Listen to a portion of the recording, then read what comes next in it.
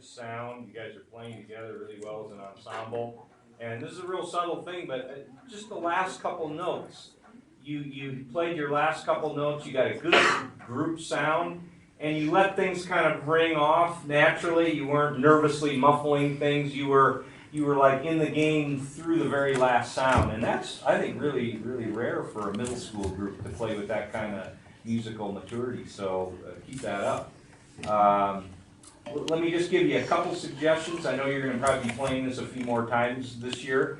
There's a few times where the ensemble kind of cuts out and different little soloists take over. I think maybe tom-toms and some other people, timpani I think had at one time. And just make sure that when you get that little moment that you keep that you keep the pulse and that you play kind of in the style of what's going on right before it.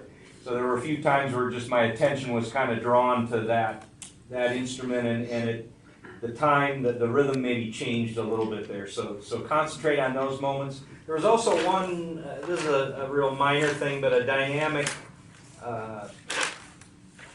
little dynamic thing that I think you could have done a little more with. It might have been at 25. 25 was 1 point.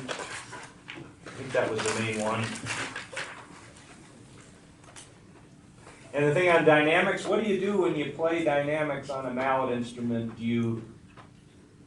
When you want to play loud, do you hit harder or do you use a larger stroke? Larger stroke. What about when you play softer?